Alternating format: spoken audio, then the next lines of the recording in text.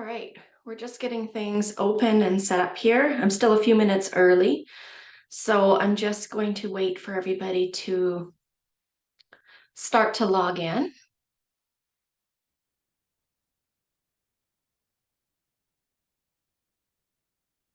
All right.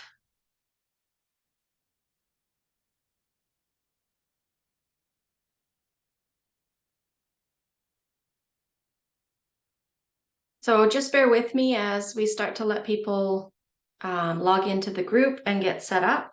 We've still got a few minutes, so we're just gonna kind of wait for people to get here and then we'll get started. This is going to be recorded as well so that it can be replayed in our virtual classroom. So those who arrive late will be able to catch up.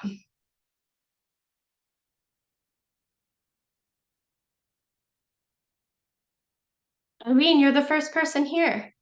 Thanks for joining us today. I'm really excited. I've got so many notes and lots of stuff going through my head. I'm so glad to be here. I'm watching you from Sweden, so well, we'll see how it works out. I hope it works out for you. That's a long ways away.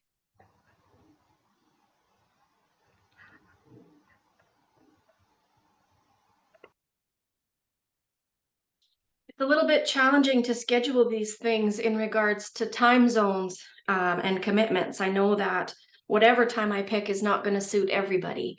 So with my schedule, and I just got back from holiday and have a whole bunch of stuff to catch up on, this was the best time for me. But again, this is going to be recorded so that people can watch it later and can ask questions and things like that. We'll just wait a few more minutes. It's not quite 11 yet.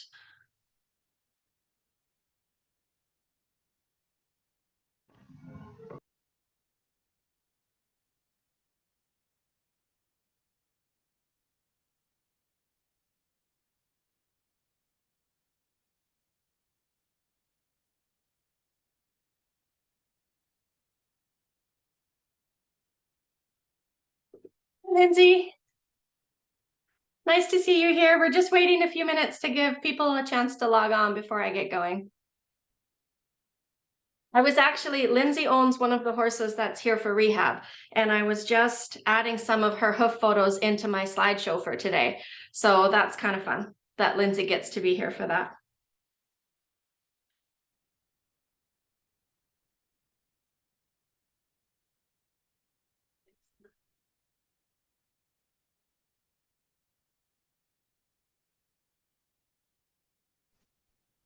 How's Kamiko doing? She is awesome. She is so spicy. She's so happy, I guess, comfortable. She was sore for a really long time. Her personality, like she's that typical Arabian, hot-blooded, fiery personality, but so much spunk and like, we gotta like tone it down for the youth program she does lessons in. She's a lot of horse. That is what I did love about her. Yeah. Yeah, she's awesome. I know I told you we had to put down our Arabian mare in the fall, and Kamiko looks just like her, other than ours had a bigger white blaze. But it's kind of bittersweet having her here because I always feel like, and ours was named Lacey. I feel like she's not gone. She's just reinvented. So and she had the same fiery, personality. So it's kind of cool. But she looks great. Her feet are good.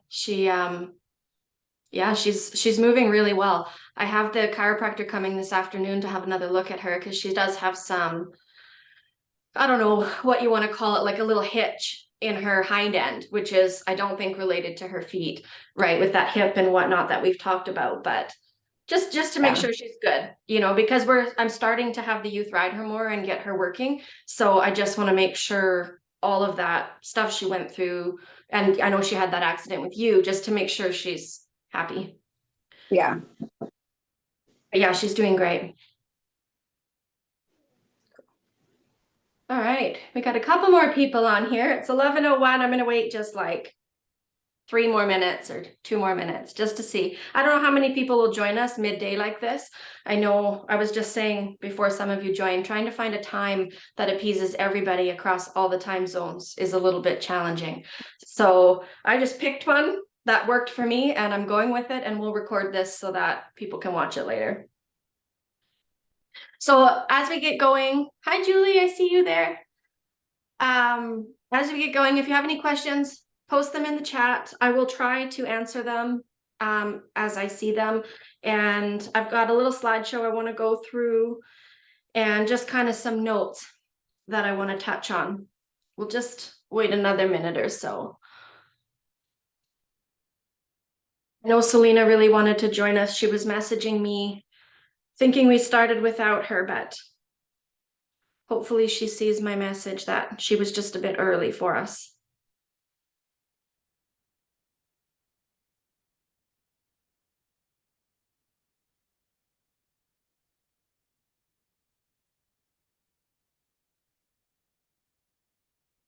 All right.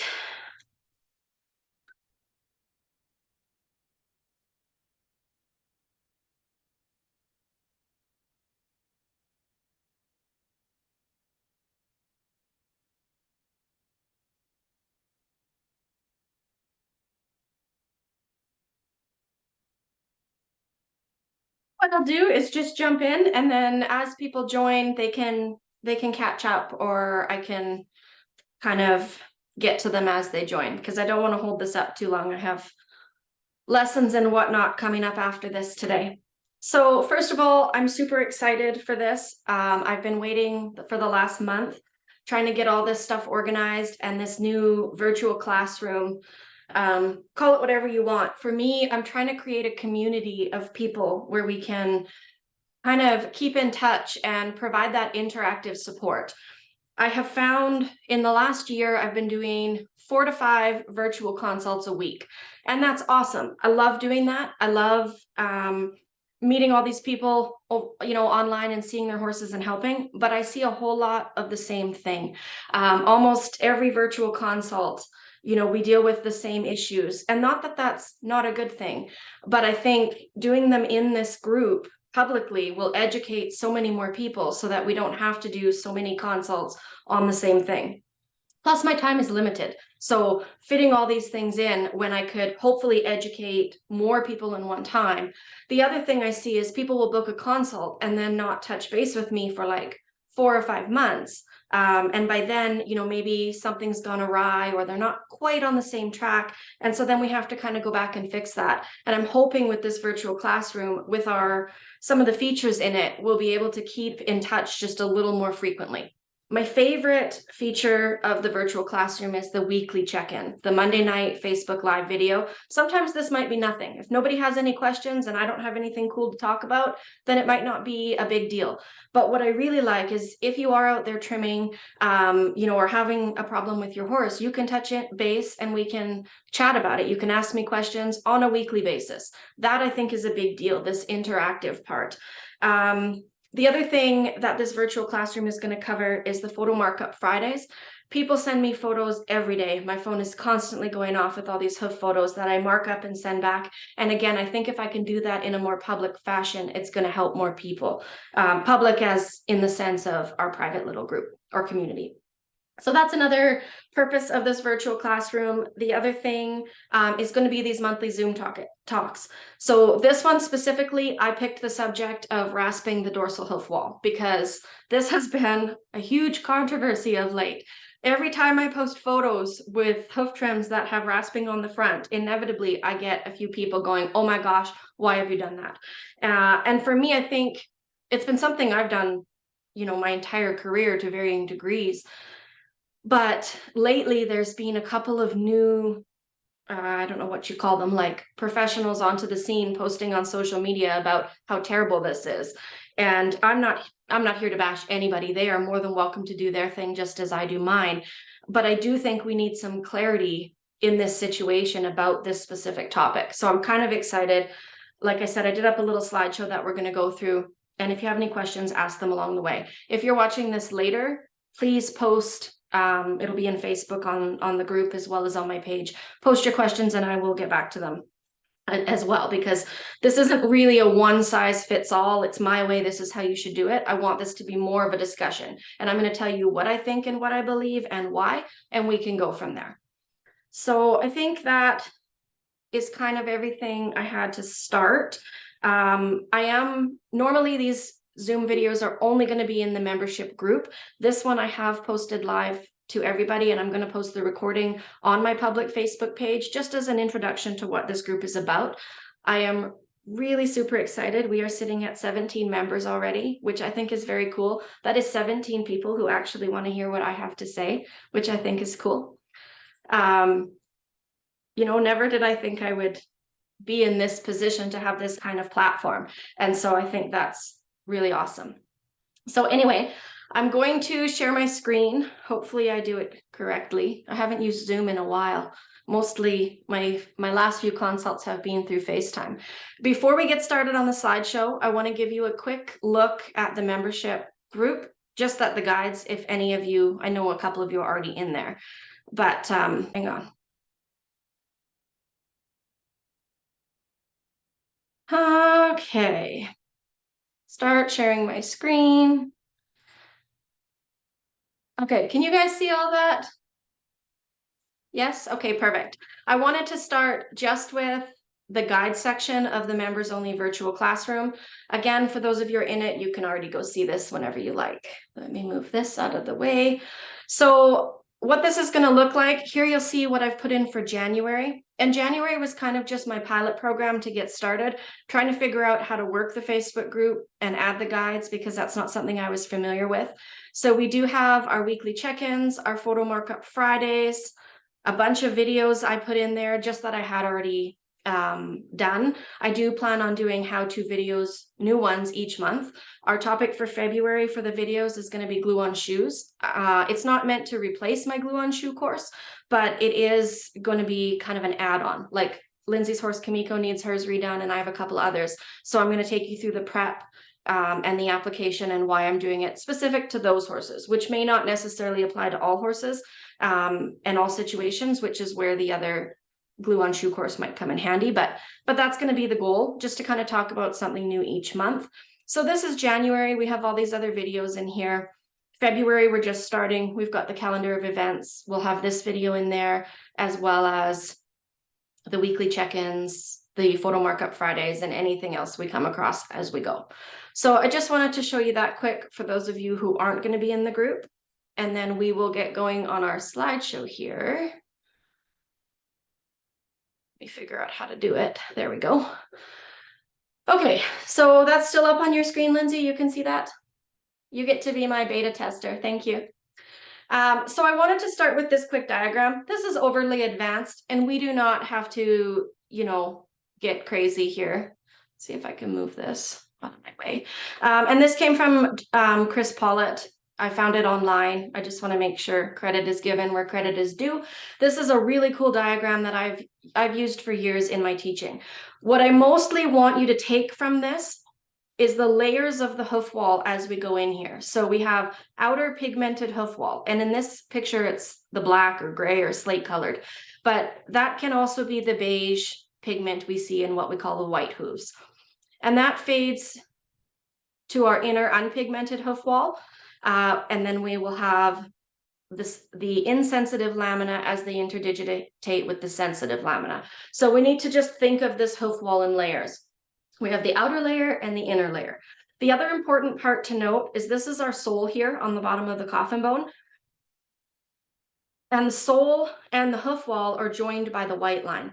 I used to get, you know, kind of funny about the white line. I didn't quite understand its purpose, but its purpose is literally like silicone to join the sole to the hoof wall. And so the white line is secreted by these terminal papillae along the edge of the coffin bone. And these are also what's responsible for creating that lamellar wedge when we have flare in a founder or distortion. Oh, hang on, let me see that. Oh, good, Julie found the chat. Okay, let me put that over here so I can see it too. And so that white line is very dynamic, and I like to think of it like All of the insensitive hoof structure is made up of keratin. These keratin cells are formed and grown down, in the case of the tubules, from the top. The white line is secreted from these terminal papillae, and I think of it more like a liquid keratin, like it's secreted in the moment to fill the void and then hardens to seal them off. Not in the sense that we could rip a horse's hoof off and see this liquid substance. It's not going to work quite like that. It's happening at a cellular level, but it is truly just there to join these two things together. When we have flare and the wall peels forward, it's that white line that makes that difference up, because the wall can't just disconnect from the coffin bone and there be air and space in there. It doesn't work like that. So it's truly the white line that fills that void and becomes what we call the lamellar wedge, if and when we have one. So this is a cool picture I got from hoofrehab.com. It's hoofrehab.com, I think, /breakover, if you want to find the link. Let me see. It won't show me the link. Oh, there. hoofrehab.com /breakover, if you want to read the whole article. What I like about this is it shows us the healthy hoof here. So we have our tubules of our hoof wall running at the same angle as the dorsal wall of the coffin bone, and we have our lamina firmly interdigitated or connected like Velcro here. The green is showing the white line and where that is sealing the void between what would be the sole underneath here and the hoof wall over here. And what you have to remember is these insensitive lamina on the back side of the hoof wall are constantly growing and replicating and growing out of the hoof.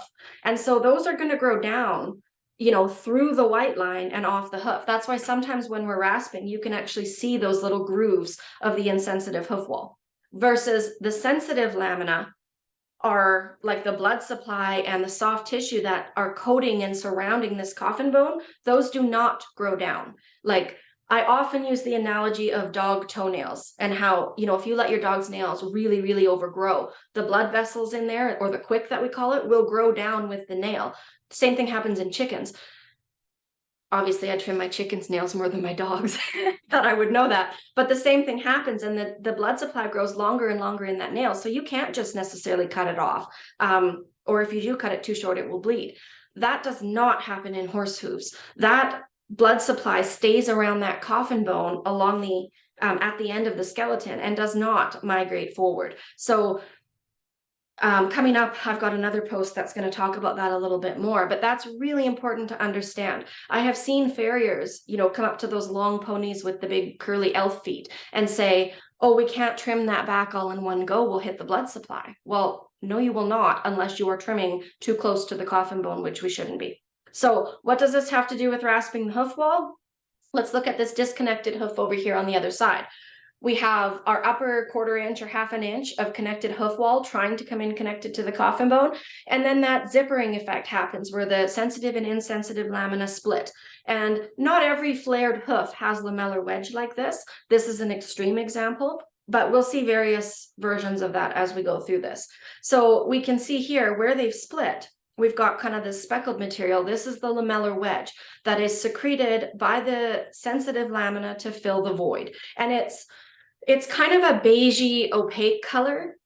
It's usually a little softer than the hoof wall. The white line material is not as strong as the hoof wall, and that's what it's made out of. So often when I'm rasping, I can feel the difference in my rasp when I'm rasping the outer hoof wall, the pigmented one, versus the inner unpigmented hoof wall or the lamellar wedge. Inner unpigmented hoof wall and lamellar wedge have about the same texture. They're a lot softer versus the outer hoof wall that's a lot more rigid. So this is just kind of a cool graphic. This is from Pete Ramey's site, and he's drawn these lines on here showing, where he would need to put his bevel on this red line in order to make breakover conducive to the bottom of the coffin bone and remove the leverage from further tearing this hoof wall farther up. And what he's shown by the purple line is where he would rasp this dorsal hoof wall to. He always had a good saying that when he's padding a hoof wall with lamellar wedge, he needs to use twice as much because it's not as dense. And that's kind of something that I learned from him that I've always tried to practice. And what that means is, like, if this hoof did not have a lamellar wedge and was just flared, there would be more hard dense hoof wall protecting the coffin bone. But because it's torn away and we have to rasp all this leverage off, we're padding here with lamellar wedge to the front of this coffin bone. So we want to leave a little bit extra. So I've kind of always had in my head, and I can't remember specifically if it was from Pete Ramey or all the other sources I've studied, but I never really want to rasp more than 2/3 of the way up the hoof wall. And ideally, I don't want to rasp the hoof wall at all, but I can't live in that state of always or never, because if I'm trimming a hoof like this healthy one, I'm going to rasp hardly any of that hoof wall, versus a hoof like this, I'm going to rasp way more hoof wall than I normally would. And so, I just think it needs to be an individualized approach for each horse or each hoof, as opposed to a generalized statement that we should never rasp the hoof wall or we should always. So I don't really want to read all of this to you, but this is an excerpt exactly from that Pete Ramey link in the last page, hoofrehab.com/breakover, where he's talking about what I was just saying, the lamellar wedge and how much he will trim off of it. I wanted to put this in here so you can pause it and you can read through it when you're watching the recording if you want to. But what he says is it's really important to remove that excess leverage so that it doesn't keep tearing away the new growth at the top. And now you absolutely can do this without rasping the external hoof wall. You can do it with a strong bevel from the bottom only. But the problem with that is you need to reapply that bevel approximately every week to 10 days as it starts to grow out. Because as soon as that bevel grows out and hits the ground, it's leveraging again. And so, in a generalized statement of most people's farriers only coming every 4 to 6 to 8 weeks, that's not going to be conducive to growing in that connected hoof wall. We need to be able to rasp a little bit more to intentionally thin the hoof wall so that it wears faster and doesn't create that leverage, which I know is kind of a conflicting statement, because people will say, if you're rasping the hoof wall, you're weakening it. And yes, you absolutely are, but it's already weak for various other reasons. And so to me, that's a compromise I'm willing to make, which I'll explain here as we go. And so what we're looking at here, if we look over here at this hoof with the red arrow, let's start here. This shows our connected growth at the top and then peeling away forward. And so this is the phase of the horse's stride we call breakover, as they've weighted the foot and they're just tipping over on the toe before they lift off. If we don't trim this external hoof wall, either by rasping from the top or putting on a breakover, it is going to pull on this leveraged toe. And you can see where the red arrow is pointing up here at the connected growth, and it's going to be tearing at that. Versus if we come in and cut off that leverage and round our toe, yes, this horse is weighting the lamellar wedge, which isn't a big deal. It can do that. But what it's done is removed the leverage from this new growth so that it's going to be able to grow in and come all the way down. And in a perfect world, once that hits the ground, we don't have to rasp that anymore. But we do have to remove the leveraging hoof wall, or it's just going to continue to pull at this. And this is where I think a lot of people get stuck. We know we have to trim the heel and put on a breakover, but we don't know exactly how much, because not everybody has x-rays of their horses. If we did, if every horse got x-rayed before we trimmed it, it would be magic, and we could align those internal structures every time. That's just not the reality. So I needed to develop what I call this x-ray vision to see where that coffin bone is in the hoof capsule, which is so important to be able to know where to trim the hoof wall and why. And if I can teach one thing, that's what I want to teach, because everything I do to trim a hoof is to realign these internal structures, mostly being the coffin bone. So you have to know where that is in order to realign it. So these pictures and this text is from the laminitis site. I just thought it was a great graphic showing, again, you can see their lines here, green being the coffin bone. This is the edge of it. So this pink line on the bottom is where they would trim the heels in order to realign the coffin bone to be ground parallel. The red is showing where a parallel hoof wall would be, not necessarily a trim line. This purple is kind of their trim line, this little curved one, where they would apply their breakover up through here, and they're leaving this dorsal hoof wall as padding. So it's a balance between how much could we trim and how much should we leave, which is a line we skirt all the time.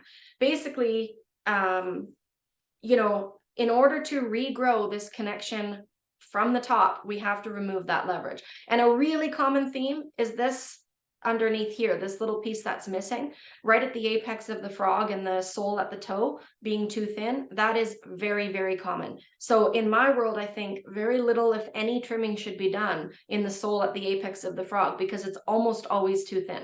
Now, there's going to be exceptions to that, like big lumps or bumps or flaking sole. As we start to grow in connected hoof walls again, which will connect to the coffin bone and re-elevate it within the hoof capsule, eventually we start to get more concavity and a thicker sole, and sometimes we do need to do trimming underneath there. So again, it's not a blanket statement to never do that, but most of the time, I very rarely touch anything underneath here. So I just thought that was a good graphic to show in regards to the coffin bone. And there's quite a significant bit of coffin bone damage here already. This is a long-term issue. This is not, you know, a short-term thing with this particular x-ray.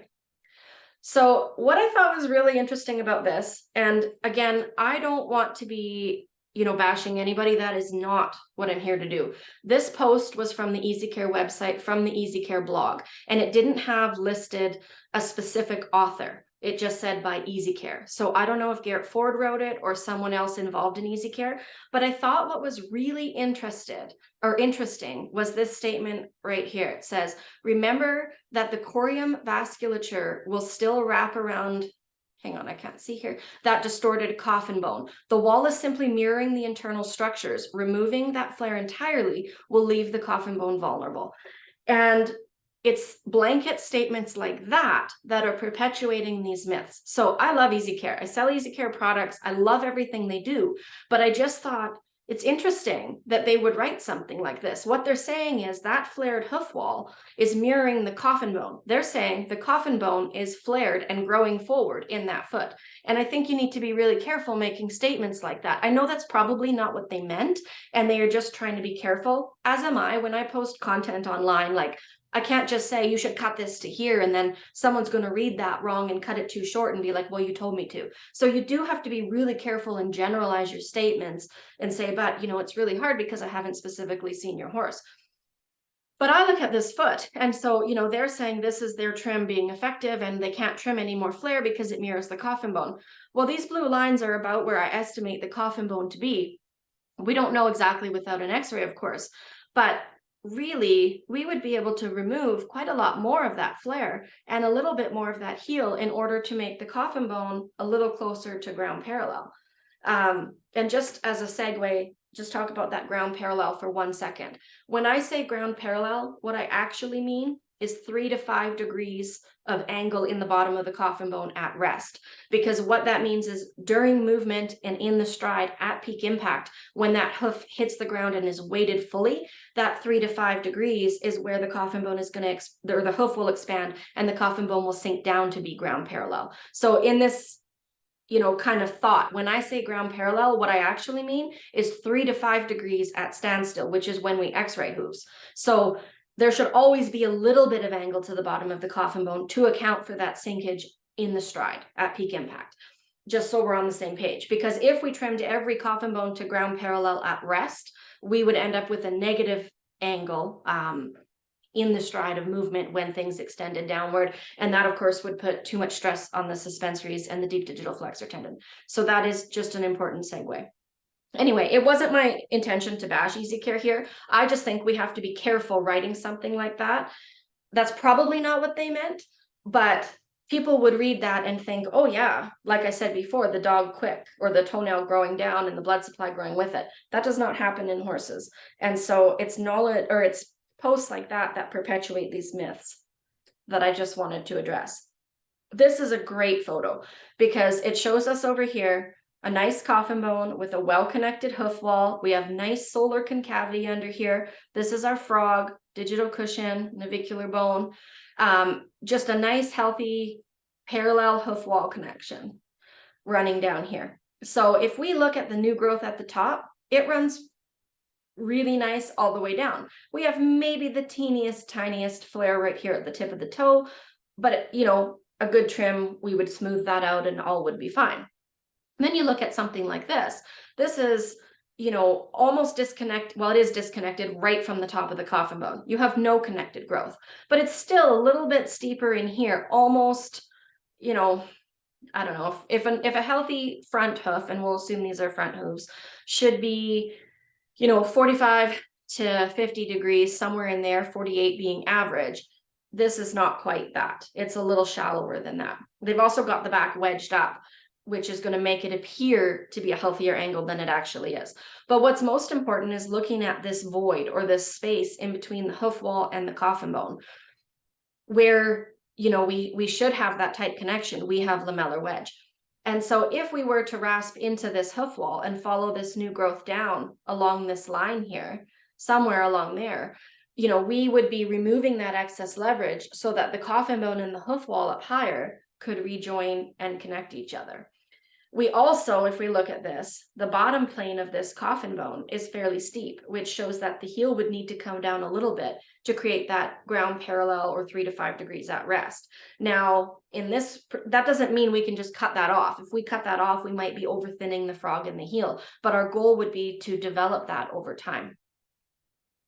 And so I think this is really important. The other thing, you look at is, where is the tip of this coffin bone in space? It's suspended under or above this sole, and the sole is protecting that pointed edge, versus here, this coffin bone is tipped down and pushing into that sole at the apex of the frog, which is eroding the tip of this coffin bone with every step. And so rasping the dorsal hoof wall, to me, has zero to do with making the hoof pretty, and everything to do with supporting this coffin bone within the hoof capsule so that we don't have changes to the bony structure. Those are something we cannot fix. We cannot fix arthritis, and we cannot fix damage to the bone. There's things you can do for arthritis that will help, but once that bone is eroded along the rim edge, it's not going to grow back. So my goal is always to support that as quickly as possible, remove the leverage, and prevent the bone damage. The soft tissue we can heal and regenerate over time. Okay, so this is another good one. This shows us healthy connected hoof wall, healthy coffin bone, nice straight edge. So this all looks lovely. Over here, we have a long-term foundered horse, where this is like the one we just looked at. It's disconnected right from the top, but this excess toe and being disconnected has actually applied leverage forces on the hoof wall up into this section of the coffin bone, and actually eroded this dorsal section of the coffin bone as well. It also has eroded the bottom, which is hard to see because they've scraped off some of the lamina, but not all of it here. But this is a huge deal. This, again, is why we need to address these issues. We need to remove the leverage on that hoof wall to not cause this damage to the bone. There's usually some degree of damage like this on these long-term foundered horses, but that doesn't mean we can't support them as best we possibly can by growing in a healthier hoof wall. So removing this leverage, providing support to keep this horse comfortable, is going to allow this wall to grow down, but it may never come back in parallel like this. This is an extreme case where we would obviously need radiographs to guide our trim as we go, but it doesn't have to be this bad. It could be improved a little bit to some degree. It doesn't have to stay in this state forever. So this is that X-ray vision that I'm talking about. This is a graphic I use kind of to teach that. I really look at the upper 1/2 inch to 3/4 of an inch of the hoof wall quite frequently and go, okay, this is where the hoof wall is attached to the coffin bone, and it's trying to grow in well connected. Now, what we see underneath that can vary horse to horse. In this case, this was a mare I had here for rehab named Magic. She had a crazy amount of flare, a long underrun heel. But if we don't rasp this off and trim it to remove that leverage, we're never going to get out of it. So what I'm thinking about here is kind of learning to read where that coffin bone is. Looking at the upper 1/2 inch is my favorite way to do that in terms of the dorsal angle that coffin bone is coming in at. So, and sometimes I have to actually lift up the hair, like even this little tiny bit covers that 1/4 of an inch on horses that have no connection at all.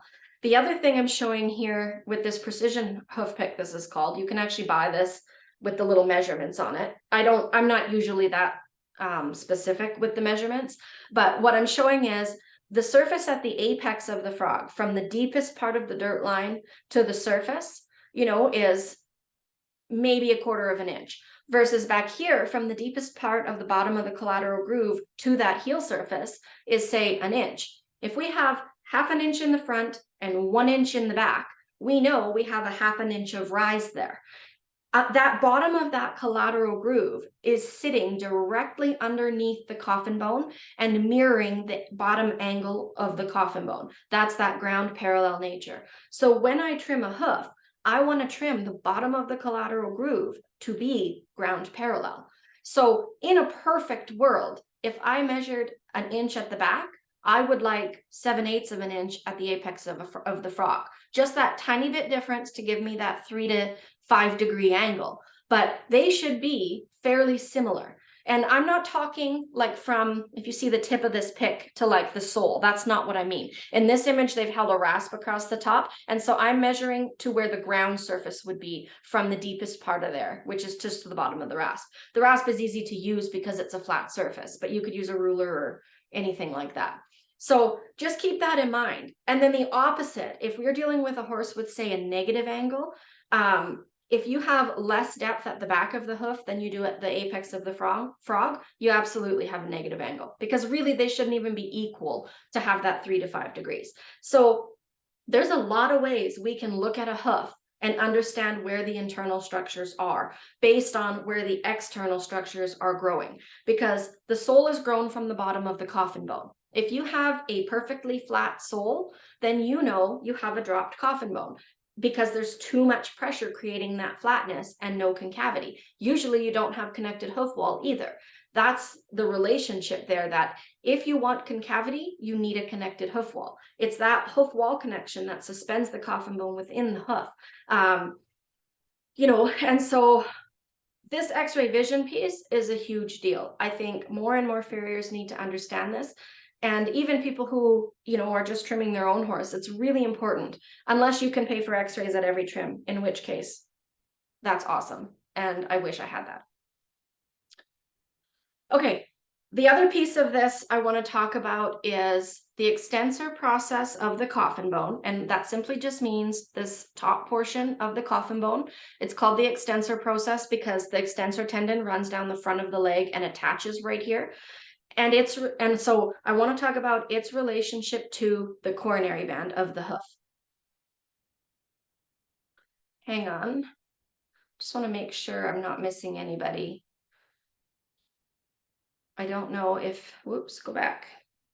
I don't know if in my slideshow it's showing me people trying to enter via Zoom. And I didn't know how to bring that up. It's not sending me big notifications, so maybe we're good. We'll just keep going.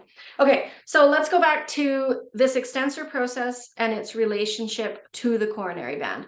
This is a really big deal because in a healthy hoof, such as this one, this green arrow is pointing to the coronary band. And here they put a nail on the outside of the hoof, which is lovely. Every single vet that takes x-rays every single time should be marking the coronary band. That would be so helpful.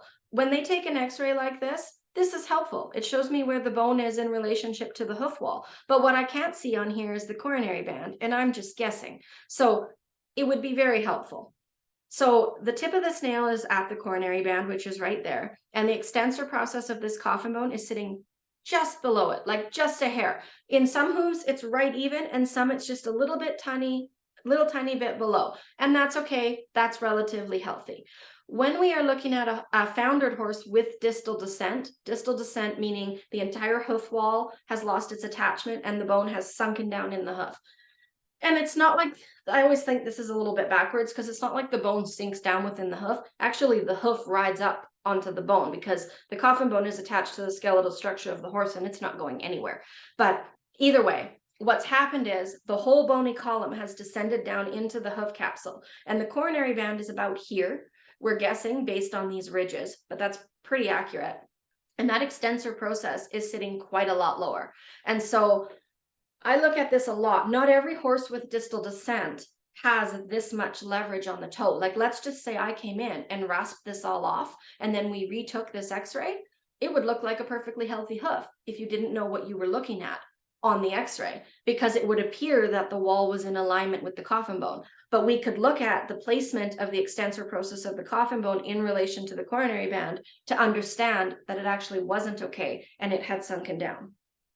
So that's something I see all the time. In fact, I just had someone send me x-rays of their pony the other day, and the vet said the x-rays were great. It looked fine. It was for a pre-purchase exam. You should buy the pony. And she sent them to me and said, what do you think? And I was like, well, the extensor process of the coffin bone is sitting 1/2 inch lower than the coronary band, which even though the farrier had allowed the heels to grow high and rasp the toe even, on x-ray appeared connected.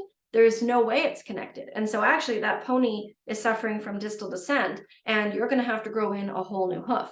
She bought the pony anyway, knowing this because he was cute and she didn't want to leave him there. But now she's got this whole road ahead of her. And so this whole process is something that Pete Ramey talked about a lot. And I reference him a lot because that's where I learned, you know, I'd say 60 to 70% of everything I know back when he was actively teaching a lot more. He's kind of stepped back a little bit and mostly just maintains his website now. But this is a big deal we need to be looking at, and vets need to be looking at this. You're not just looking at the degree of rotation or the connection between the hoof wall and the coffin bone. You need to be looking at the actual placement of the bone within the hoof capsule.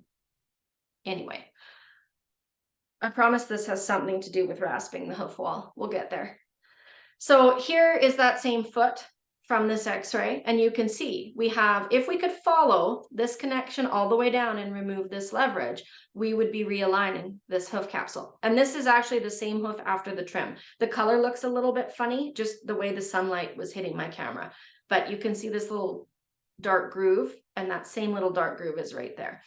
This mare had a ton of bruising in here as we started to trim this. You can actually see the bruise right here anyway.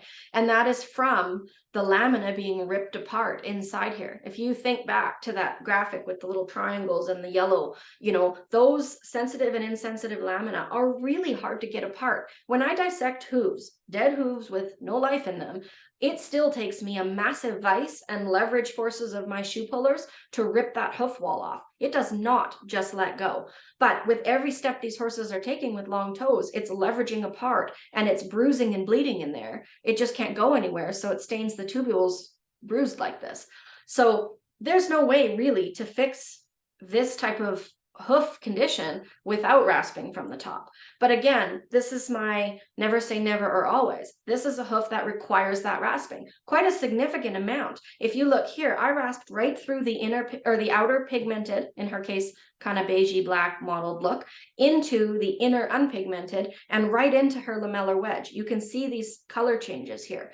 Did I destabilize this hoof capsule too much by doing so? No.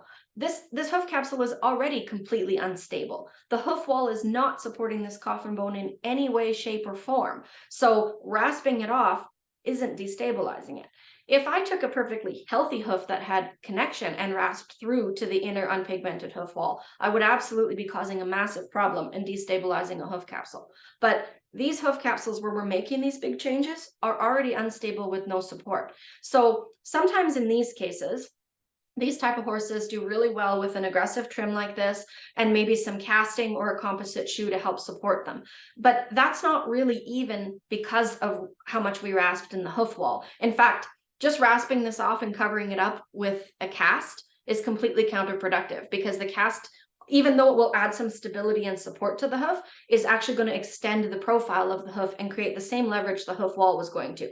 So if I'm going to use something like that, I have to be really strategic and not, you know, counteract what I've tried to do with my trim. So where the composite shoe comes in isn't so much stabilizing the hoof capsule, but more so providing artificial concavity and relief to that coffin bone. So this is what it looks like if we don't rasp the outside of the hoof capsule. And these are two different extremes. This was a really foundered halflinger I was working on about 3 months into her recovery. When I started, this line here was at the coronary band, and here you can see that it's starting to grow in well connected. And so I could maintain the rehab of this horse without rasping from the top, but I had to rasp this bevel on every 4 days. If I did not, and I let this bevel grow down to reach the ground, then it would start applying leverage up here and tear apart. So sure, I can rasp this hoof every 3-4 days because this mare was at my house for rehab. But if I had to travel to her house 45 minutes away, there is no way that this trim would have facilitated that rehab. I would have had to travel up there all the time, which isn't going to happen. This is another super foundered horse. She only has the tiniest bit of connection at the top and the rest shot forward. So this really strong bevel was really good for about a week until any bit of this lamellar wedge grew down and hit the ground, in which case it would continue to perpetuate this leverage and pull the hoof wall apart. So again, if you are an owner rehabilitating your own horse, you could get away with not doing that. But for me, if I can only go out there every so often, from this point, I'm then going to take my rasp and thin the hoof wall / lamellar wedge so that as it does grow down and hit the ground, it's thinner and wears faster. Because if it's not thin and it won't wear, it's going to continue to perpetuate that disconnect higher up, and I'm never going to grow my way out of it. Or you will, but it's going to take 5 times as long, at which point, and it's not really about how fast I can do it, but that 5 times as long is going to perpetuate the potential for damage to that coffin bone, which I cannot repair. So in my mind, the faster I can do it, the better, because the less chance of permanent damage to the bone I'm going to have. This is just this hoof from the bottom. I wanted to show you what that looks like. So you can see she's walking right on the sole. The bevel starts right here, and you can see the super stretched white line or lamellar wedge. It's, easy for me to think about now. Back, 10 years ago when I was learning to rehab these horses, I was very conflicted with what is lamellar wedge and what is white line and where does it all come from. It took me a long time to understand that the lamellar wedge is the white line. The white line fills the void between the sole and the hoof wall. If that void has to get bigger, it's the white line that has to fill it. Sometimes it will stretch the sole forward as well, but predominantly it's the white line that fills that void. And so, this is what that looks like from the bottom.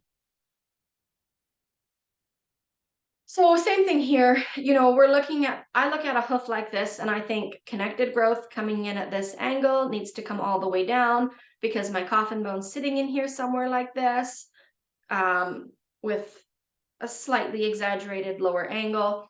I want to remove this leverage in order to create a ground parallel coffin bone and tight connection here that's not going to destroy the new growth. A hoof like this, you need to grow in an entirely new hoof wall. Again, if we just bevel from the bottom, that would be very effective if you trim that horse every few days. If you are not going to trim that horse every few days, you need to be a lot more aggressive on the outer hoof wall and the flare. This is a guy I had here. He came to me with a whole host of problems, one of them being navicular syndrome. He was also slightly foundered and had lots more going on. His name is Flash. So you can see the long underrun heel here. And this hoof wall actually doesn't look too terribly bad. But once you lower the heel, it kind of exaggerates this dorsal angle at coming in a little bit more shallow. So what I did with him was elect to steepen up the angle of my rasp to try to bring everything back. And he's got a bevel from the bottom, but also rasping that extra leverage off the front allows everything to back up. And if you followed any of my stuff on underrun heels, for me, the key to fixing this underrun heel is removing the pull from the toe. This entire hoof capsule is made up of tubules that go all the way around. And if the ones at the front get pulled forward, it's going to suck the ones at the back under. So everybody wants to get all hung up on that heel. And how do we trim the heel in an underrun hoof? I don't really care. Mostly I ignore the heel. It's a toe problem. Reduce the pull on the leverage on the front of the hoof, and it will fix the back. And sometimes we trim it, sometimes we don't. I know if Julie's still watching, she has a horse that has 2 different front feet, and on one low hoof we're not trimming it at all, and the other one we need to trim it a little bit more. So it's not a one size fits all approach.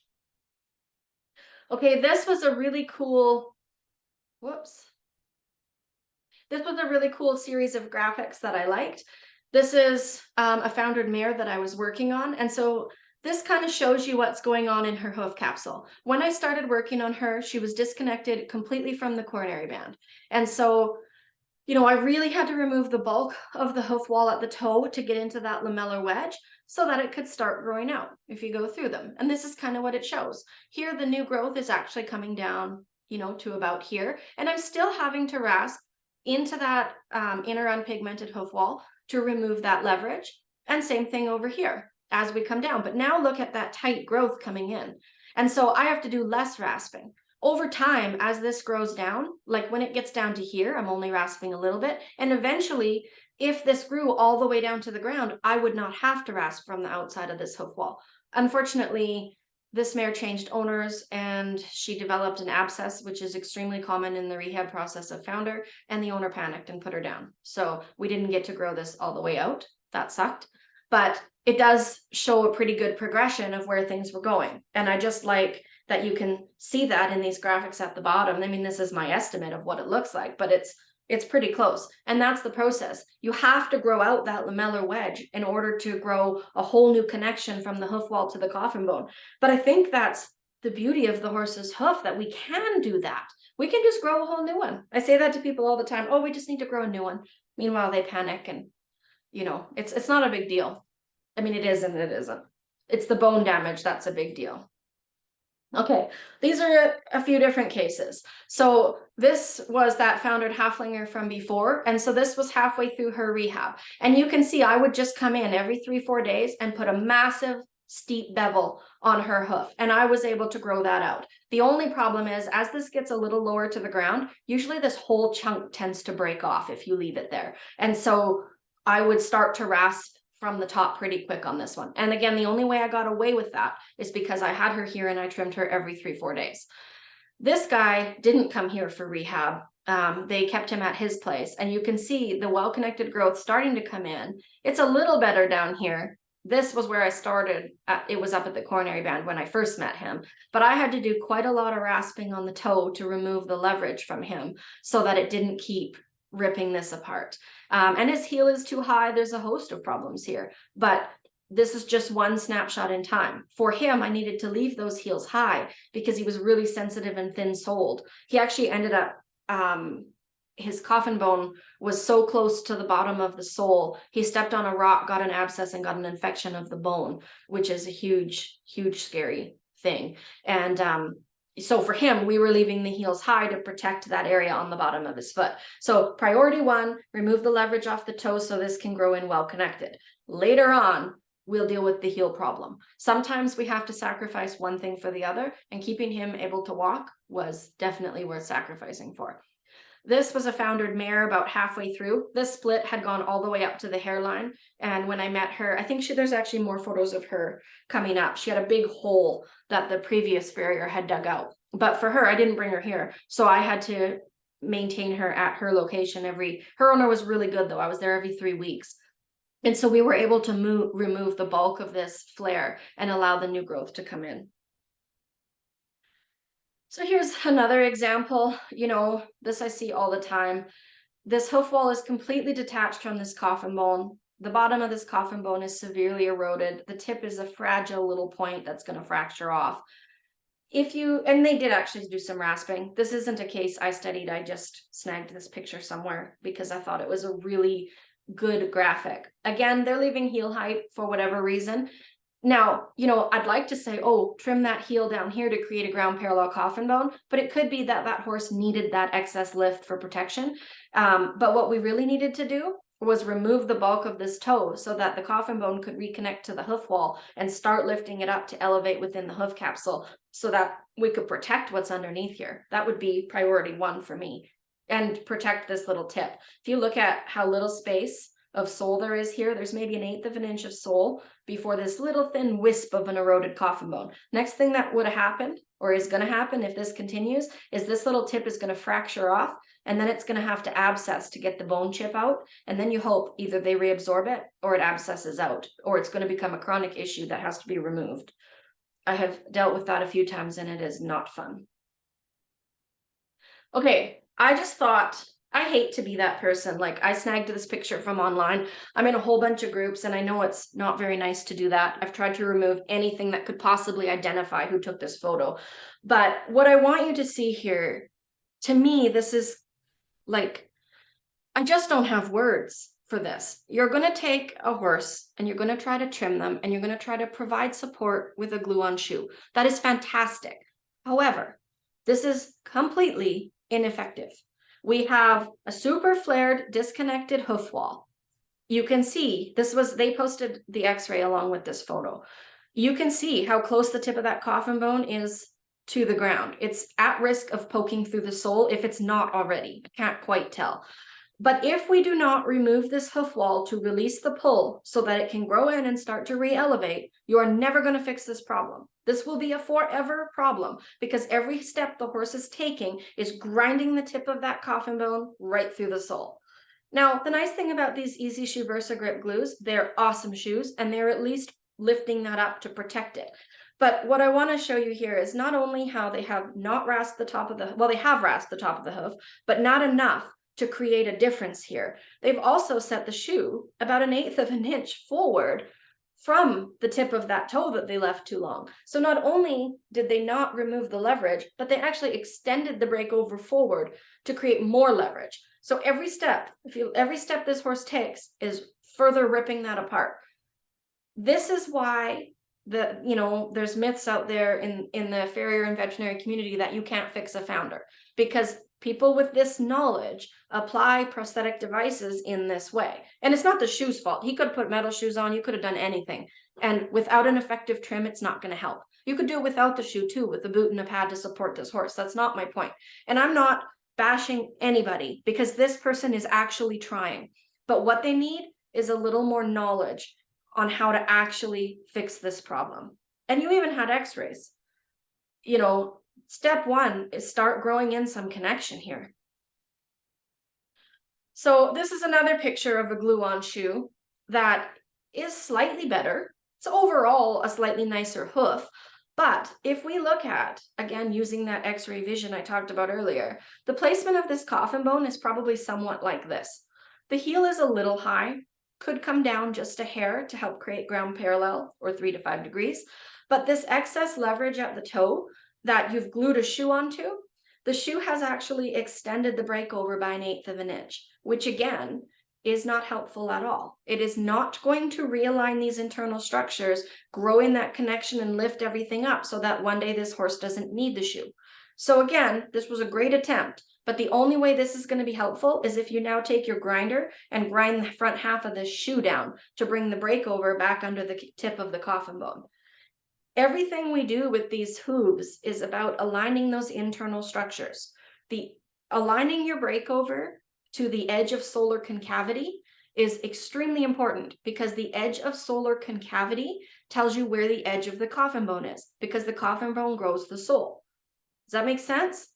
Like, think about that. The coffin bone grows the sole, so it makes sense to bring our bevel back to the edge of the sole, or edge of solar concavity, so that the coffin bone is breaking over seamlessly. So we are not leveraging the hoof wall off the coffin bone. So again, great attempt, but falls short because they're not aligning the internal structures. It looks so pretty. This is great. Nice job. Just slide it back a hair. However, they also have tabs running all the way around the foot, which prevents you from sliding the shoe back. So these are all composite shoes that I've done. And so you'll see in this case, this guy had a lot of flair. And so I actually elected to slide his toe over the end of the shoe. And some people would look at that and go, oh my gosh, what a terrible shoeing job. But actually, if I think about where his internal structures are, he's also got a 2.5 degree wedge in this shoe because he had underrun heels, almost negative angles, and a whole host of other things going on. So this package for him realigned his internal structures so he could break over and so that he didn't have a negative angle. While it doesn't look pretty, this was important for him because he's suffering from lower back pain and collapsed thoracic sling and kissing spine and all of these other things. So it's really important to provide an instant prosthetic device to fix those problems so his body can find comfort. If he was relatively comfortable in all those areas without those other issues, maybe we could work on this transition barefoot. For him, he needed instant relief. And so we found that. Since then, he's actually now barefoot and pretty comfy. He still has some issues, but a lot of them we've been able to address. This one at the top here, this is an old horse who just requires a little bit of support. Same thing though. He suffers from disconnect in his hoof wall, and I like to overhang, or actually what I like to do is place the tip of the shoe at the breakover point. because that way the hoof is still breaking over as it should, as it would without the prosthetic device. This one right here, if you were here at the beginning of the video, this is Lindsay's horse, Kimiko.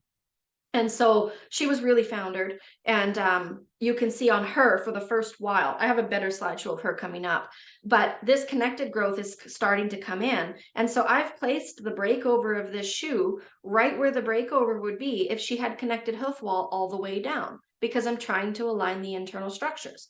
And I'm sacrificing things. Her heels are too high. There is for sure too much angle under her coffin bone, but she needs that artificial concavity. She also has super jammed up lateral cartilage, but I can't address that in the shoe. And growing in the healthy connection and protecting the bone is priority one. Once we can get her out of the shoes, I can address all these other issues. This one on the side here, I actually chose to set the shoe right at the edge of the toe.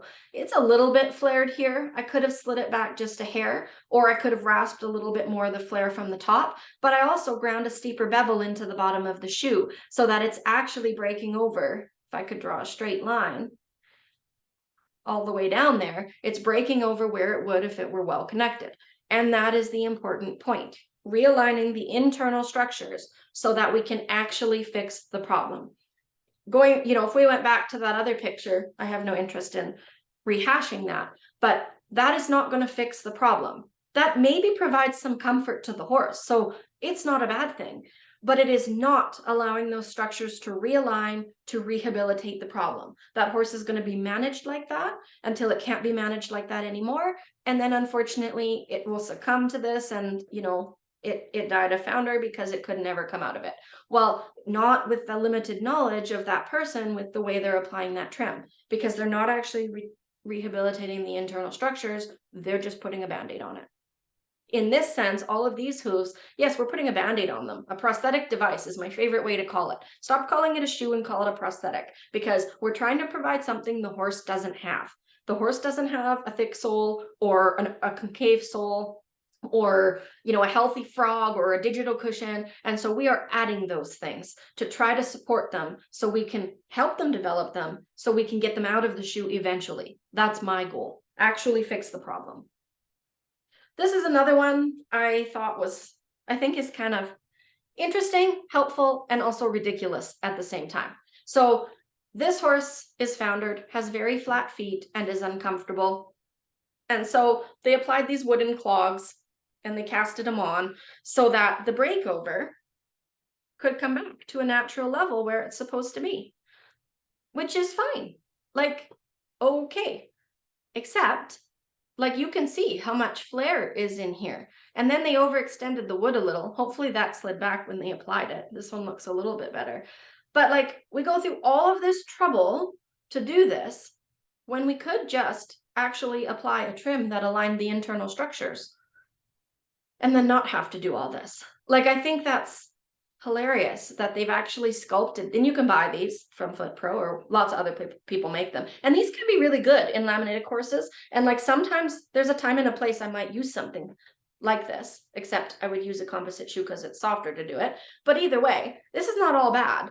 But the way it's applied in this case, again, the casting they're using to hold this on also extends the breakover. An x-ray here would be really helpful, because I think there's probably distal descent here and no connection at all. And so our coffin bone, while you've kind of realigned it, as the hoof is growing underneath this package, it's going to keep leveraging as it pushes on the wood. So, a whole lot of work for whatever they're trying to achieve there. I love this photo right here.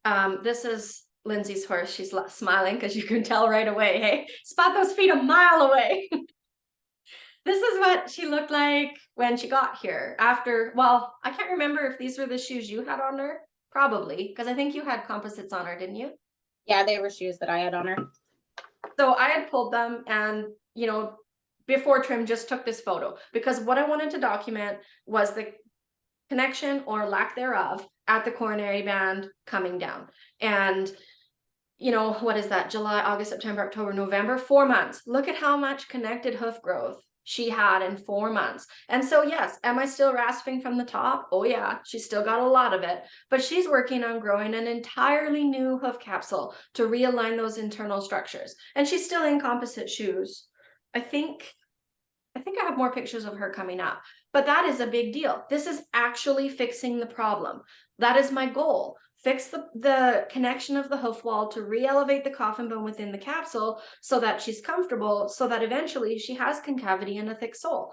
And it's not easy. Like, holy, at the beginning, I thought we were fighting an uphill battle. I remember having that conversation with Lindsay going, I think maybe you should just put this mare down. Like, I don't know. She was so sore. And then she started to get a little better. And I was like, whoa, okay. Like, she's probably not the worst I've seen, but like pretty close on the list.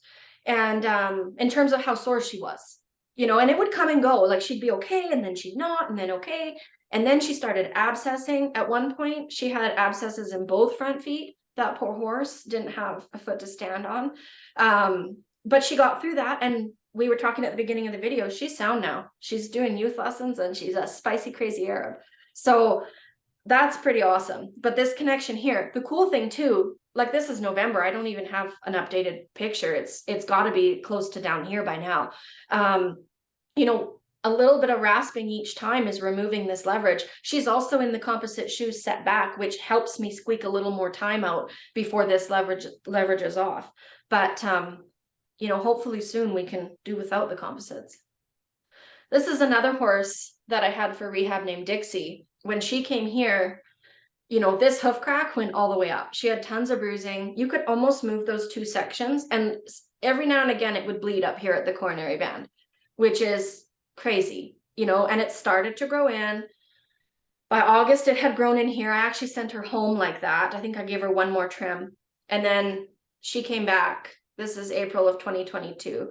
I ended up buying her, and now there's not a mark on that hoof at all. But she did have a little bit of flaring in between when she left here and came back. So I still had a bit of rasping on the hoof wall. Now she has a pretty tight connected hoof wall, and there's not a whole lot of flare there. Still a little bit, but not a lot.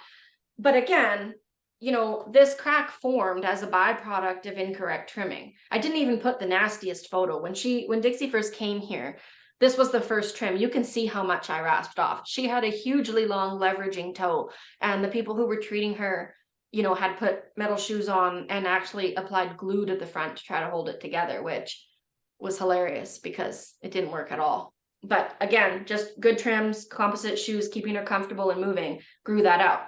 I probably could not have fixed this without rasping from the top.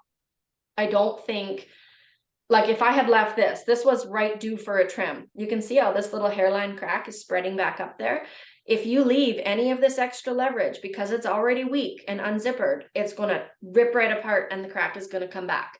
And that's what was happening with her. This crack just kept spreading and spreading and spreading. And sometimes cracks like this are, not always fixable. Sometimes they come from a defect in the coronary band or scar tissue, and you can't always grow all of them out.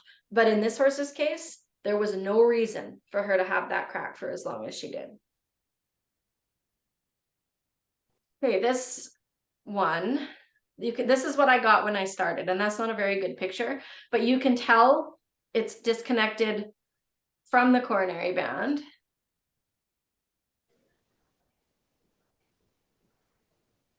And it's flaring out, and the other farrier had cut this big hole in there because there was a hole on the bottom, which is fine. Like, I don't really care if you cut the hole or not. It doesn't really do anything. When you have lamellar wedge, it's so weak and disconnected that fungus and bacteria just gets up in there and eats it away. So I look at that, call it white line disease, I don't really care. I look at it as a secondary issue.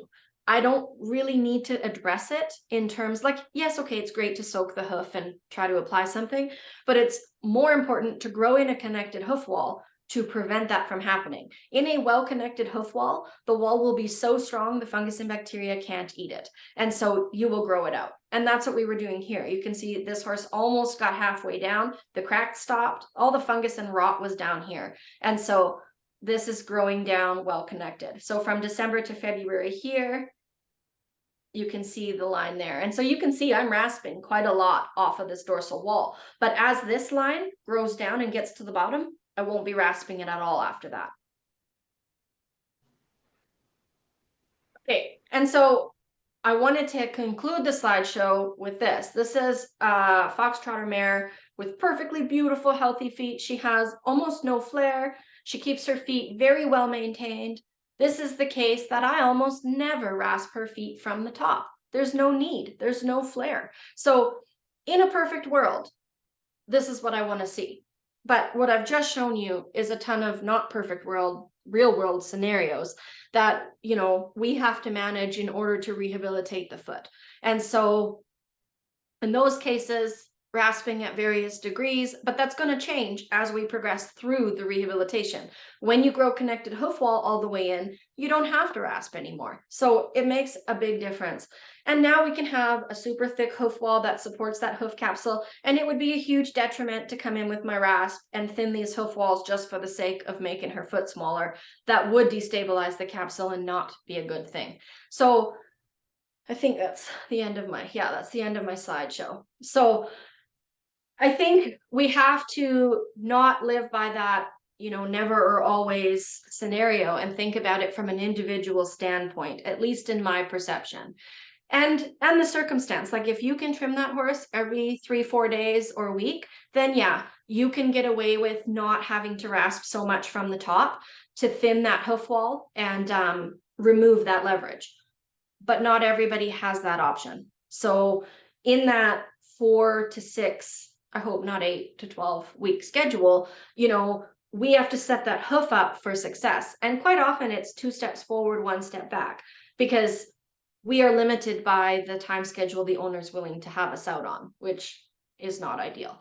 But 3-4 weeks is pretty awesome. And you can usually get a good handle on that distortion in that time frame. Let me see. I don't have anything else in my notes. Does anybody here have any questions or want to say anything?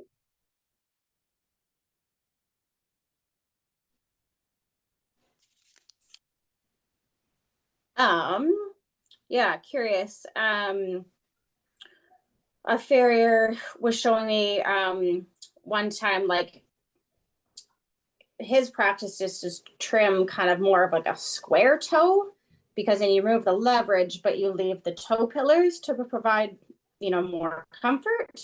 What are your thoughts on that? That would be perfect if you only ever had that horse travel in a perfectly straight line. That's my thought on that. So, because here's the thing, we have to think of horses' feet as dynamic, and the front hooves are round for a reason because they're turning and breaking over. Like if you just think about trotting a circle, you're weighting that in that lateral toe pillar on the inside hoof and the medial toe pillar on the outside hoof. And so in having that square edge, you're still applying leverage from the toe pillar back. So if they have any type of quarter flare, you're just going to perpetuate it. And you have to think about what that length there will do to the lateral cartilage higher up, because the wall is just going to displace the pressure up to that cartilage.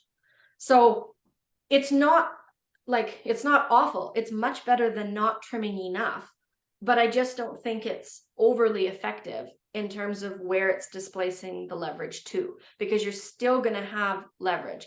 And if we're rasping a hoof to the point we have to remove enough of the toe, you know, to reduce the leverage, the hoof is already weak and undermined. So leaving pressure at the toe pillars is leaving pressure on a place that's probably already weak and undermined. It's my thought, you know. It's going to vary horse to horse, and like it's not altogether bad. Like sometimes, you know, if I want to speed up my breakover and shave a couple of seconds off of something for a horse, I might bring my bevel even farther past those toe pillars because they're turning, you know, and like when I say speed up, I mean speed up the stride. For instance, I have one horse here that has a slower stride on one limb than the other because she has some muscular imbalance. It takes her longer to break over with one foot, which results in that stride being slightly shorter because she doesn't have time to extend it fully before the other one has to go.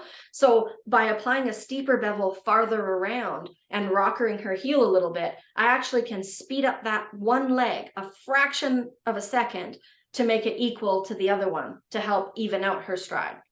So in a scenario like that, like sometimes we need to speed up a limb, sometimes we need to slow down a limb, sometimes we have balance and we need to maintain balance. But I could see something like that. That's where it comes into my mind, is doing something like that where we need to alter something as opposed to just as a functional trim method, because it's Right. displacing that leverage somewhere else. Make sense? Oh, yeah. And it just makes me think of like when you do have imbalances in your trim between the feet, how much that can affect them. Astronomically. Like it's actually been just the last year I've really started to understand this concept, that like, and it's only because I have one mare who has some asymmetry in her body. She has high low, which means one front foot is really high and one is low, and she also has some restriction in her rib cage that she can bend one way very well and not very well the other way. And in playing with her hoof balance and like speeding up the stride of the one limb that's slower because of the muscular issues, I create more balance in the horse, which is crazy because her hooves look totally different and one is getting a different trim than the other one, like front feet wise, which I never in a million years thought I would do. But in her situation, she's so imbalanced in her body, that's the only way I can create balance. If you think about like, people with one leg shorter than the other, you've got to wear an orthotic on one side to lift and create that balance. That's kind of what I'm doing with her, except with all her other restrictions. And in the meanwhile, I am working on those restrictions, via body work and exercises and all those other things, so that hopefully she can get to a point where she can have the same trim on both feet. But it's more important that she uses her body effectively. And I'm not sacrificing the foot in the sense that I'm over trimming it to speed it up. It's actually the other foot that I'm leaving a little bit longer to slow that side, like I'm speeding one side and slowing another so that they're more equal. It's the long one that I'm actually sacrificing a little bit to create this balance in her movement, because it's overall better for her body. And then one day, hopefully when things are more equal, those hooves can even out. Okay, let me see. Did I miss any questions? Lindsay, what did you say? The April pick was your trim? She was sore after that trim. Oh, was that yours? Yeah, I think so. Okay, yeah, I'm not sure. I had just a whole bunch in a folder, and that was the one with the earliest date. Yeah. Yeah, Dixie was an interesting case, the one with the big hoof crack. She still, she suffers from some weird soreness off and on. I think actually it might be worth getting her tested for PSSM. She tends to like stock up randomly. I'll come out and all four legs will be so swollen she can't walk, and nothing changed. And 2 days later, she will be perfectly fine and sound. There's something else going on with her, but yeah, she suffers from some intermittent issues that I don't actually think is entirely hoof related. Hmm. Let's see, Irene. Oh, Irene, you stuck it out with us from Sweden. That's awesome. I'm glad our connections held out. And then talking about breakover, can it be bad to have boots on to protect a thin sole because of or depending on breakover? Yeah. Yes and no, because it's worse to have a thin sole running around getting bruised. So boots are awesome. If you have a good trim under your boot and you have a good, fairly form-fitted boot, that's awesome.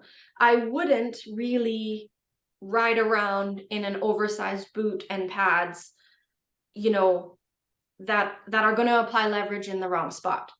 Which, it's kind of a good question, which someone was actually just asking me about Formahoof. And the reason I don't like Formahoof, and I will wholeheartedly admit I've never actually physically done it myself. I've seen some in person and been to a couple clinics and done lots of research on them. What I don't like about Formahoof is it's a prosthetic that covers the entire external of the horse's hoof on the bottom. It doesn't go all the way up the coronary band, but the whole bottom is covered, which enlarges the overall shape of the hoof print like a hoof boot does, except you can't take it off when they're in their paddock, and you can't adjust your trim throughout the whole cycle. So you're very limited. And even though like a boot or Formahoof or whatever, it's all the same to me, is providing support, it's also providing pressure everywhere that's covered. And if we've extended it out to the side, it would be no different than taking a composite shoe and putting one on that's 3 sizes too big, overhanging the hoof, and then just filling it with glue so it looks okay. Think back to that the one at the end of the slideshow where the guy had put the glue on shoes on, and left all that extension on the sides. You're just displacing the leverage to a different spot. And in the case of Forma-Hoof or a boot, you're providing it everywhere on the bottom. So it's not a bad thing. It's a matter of prioritizing. It would be way worse to make that horse run around with a thin sole and get sole bruises and be sore and possibly cause damage to the bone than your protection. And truthfully, you know, how often are you riding in those boots? Are you riding 40 miles every day, 5 days a week? Then maybe it's going to be an issue and you should move to a composite shoe that can remove the leverage. But my head would go to, you know, how long have you been doing this? And are you going to need those boots forever? Because I'd like to build healthy, you know, hooves that can handle whatever terrain you're riding on where you don't need the boot. So I look at them more as a Band-Aid. You know, if your horse is relatively happy and sound in the arena and whatnot, and you just use those boots on trail rides, awesome, that's great. But if they're not even comfortable in a sand arena and you still need boots, I would be looking as to why. Because really, horses in a sand arena should never need boots. That should be the most comfortable ground for them. But that's not always a reality. I hope that answered your question. If not, ask me what you're looking for specifically. Julie, what did you say? I'm thinking composite shoes to build up frog digital cushion. How will you know when to do this? So I use composite shoes for a few different reasons.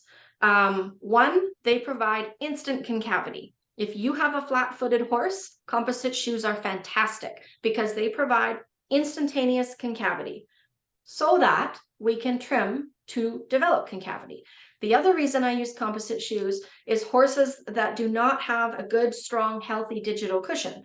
I will use the composite shoe with the frog support and hoof packing as a prosthetic digital cushion. So how do I know when I need to do either of them?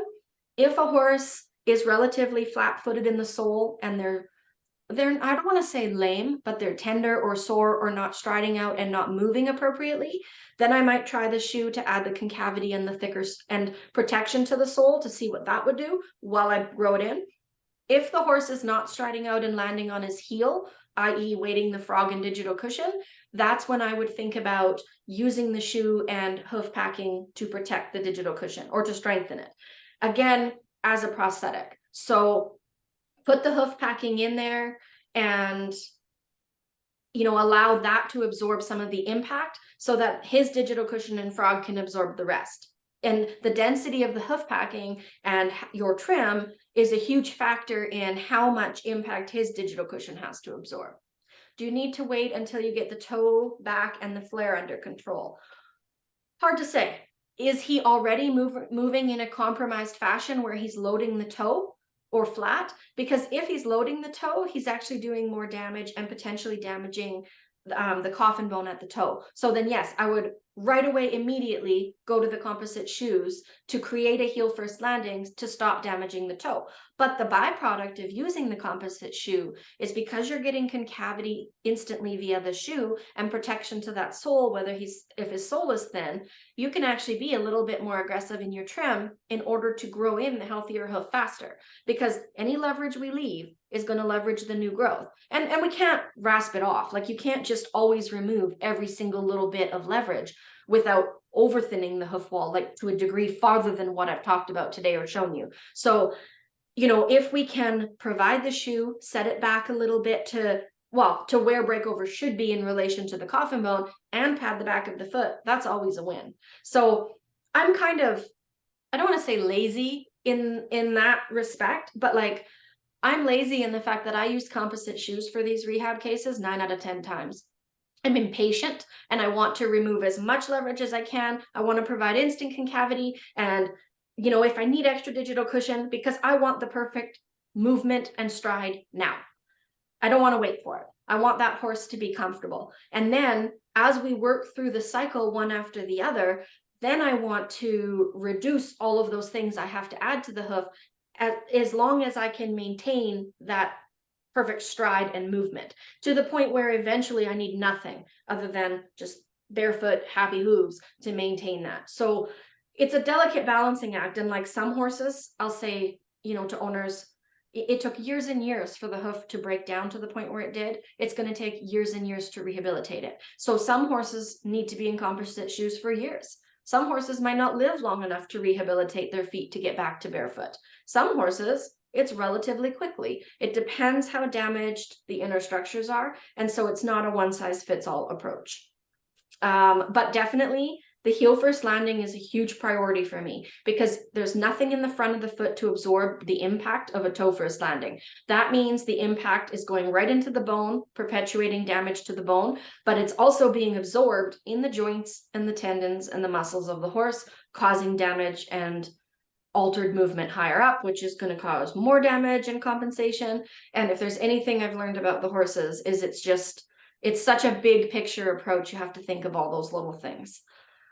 Let's see. You boot with Cavallo Trek, thin sole mate to make her comfortable and load her heels.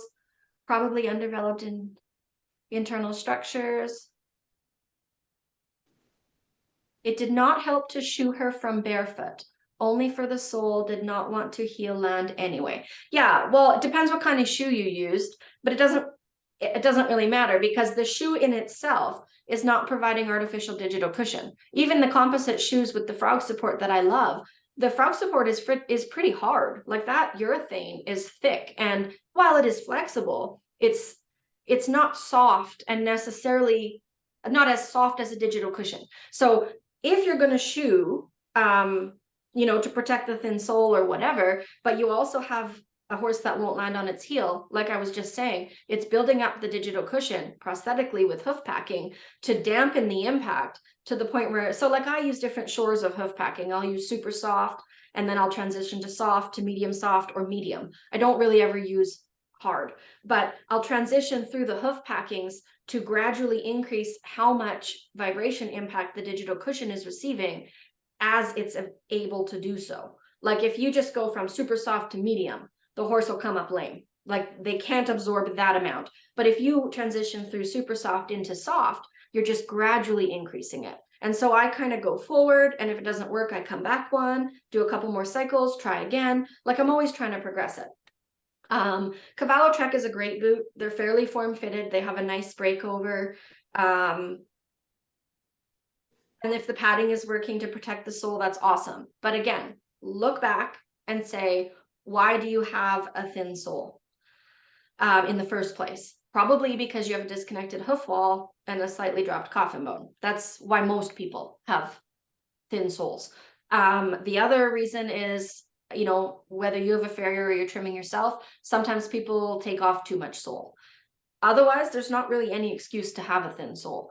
The horse grows a uniformly thick sole from the bottom of the coffin bone. So barring any major coffin bone damage, you should be able to achieve that. It's just a matter of setting up the pressure in the right place to allow that.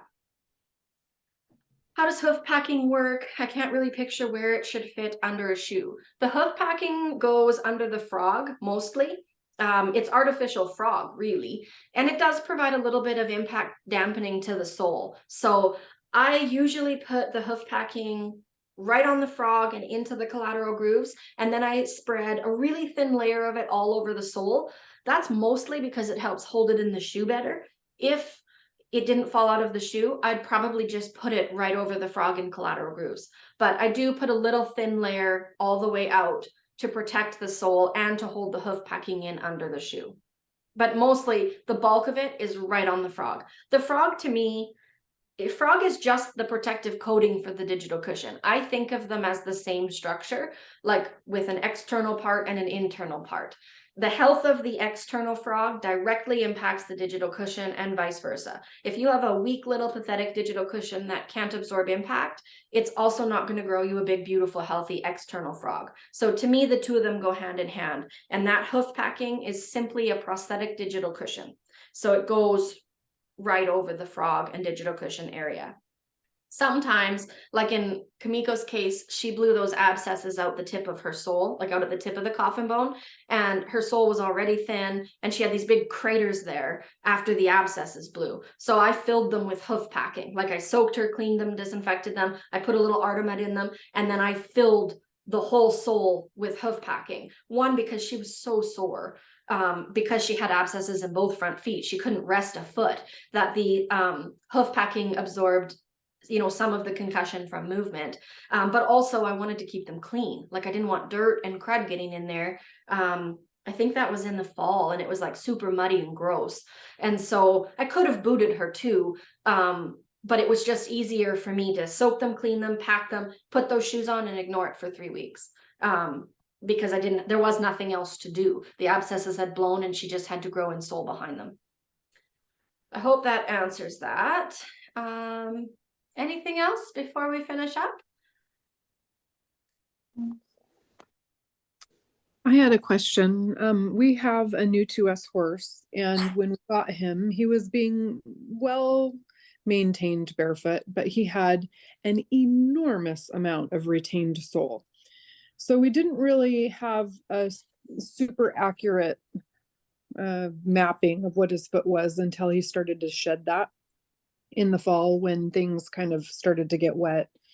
And then after losing all that retained sole, he started to crush his heels in a way that just we haven't been able to get them kind of back. And he's landing heel first, but he has a really animated like forward motion in how he strikes and pronates. And so the heels just, you know, you don't want to take them down to get a real flat surface, but they just keep rolling and he keeps crushing them. So we've tried slippering, you know, making sure that the toe, I mean, he's brought all the way back to the white line. So we're having a heck of a time with this, but he also has some shoulder stuff going on. So we just can't seem to lick it. Suggestions.